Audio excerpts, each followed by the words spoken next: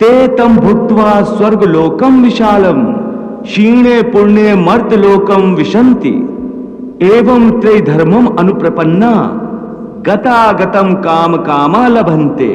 अर्थात देवों की योनियों में जो मनुष्य होते हैं वो अपने सुख भोग कर स्वर्ग से भी लौट आते हैं।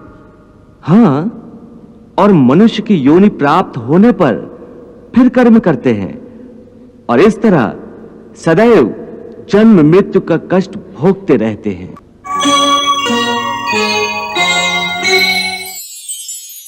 हे मधुसूदन, तुम कहते हो कि सर्वव्यापी परमात्मा की शरण में आओ, परंतु उस परमात्मा का स्वरूप क्या है? मुझे अपना वो स्वरूप बताओ जिसकी पूजा की जाए, क्योंकि संसार में भिन्न भिन्न लोग भिन्न भिन्न देवताओं की पूजा करते हैं। क्या वो पाप है? नहीं अर्जुन, पूजा कभी पाप नहीं होती और जो प्राणी भिन्न भिन्न देवताओं की पूजा करते हैं वो भी वास्तव में मेरी ही पूजा करते हैं, क्योंकि इस विश्व के कण कण में मैं ही समाया हुआ हूं।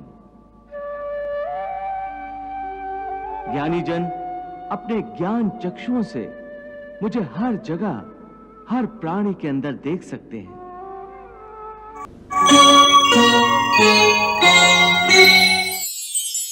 हे पार्थ, केवल मनुष्य की योनि में ही किए हुए कर्मों का पाप या पुण्य होता है, क्योंकि यही एक कर्म योनि है। इसका अर्थ यह हुआ कि यदि कोई पशु किसी की हत्या करे तो उसका पाप उसे नहीं लगेगा, और यदि कोई मनुष्य किसी की अकारण हत्या करे तो पाप लगेगा। बिल्कुल ठीक। परंतु यह अंतर क्यों? इसलिए कि पृथ्वी लोक पर समस्त प्राणियों में केवल मनुष्य एक ऐसा प्राणी है जो विवेकशील है।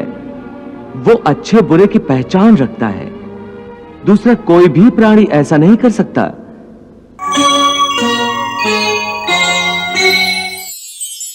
सांप किसी मनुष्य को अकारण भी डस ले और वो मर जाए तो सांप को उसकी हत्या का पाप नहीं लगेगा।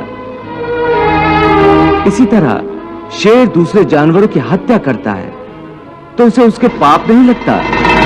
या बकरी का उदाहरण लो, बकरी किसी की हत्या नहीं करती, घास फूस खाती है, इस कारण वो पुण्य की भागी नहीं बनती।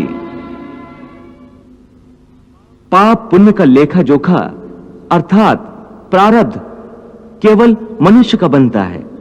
इसीलिए जब मनुष्य अपने पाप और पुण्य भोग लेता है तो उसे फिर मनुष्य की योनि में भेज दिया जाता है।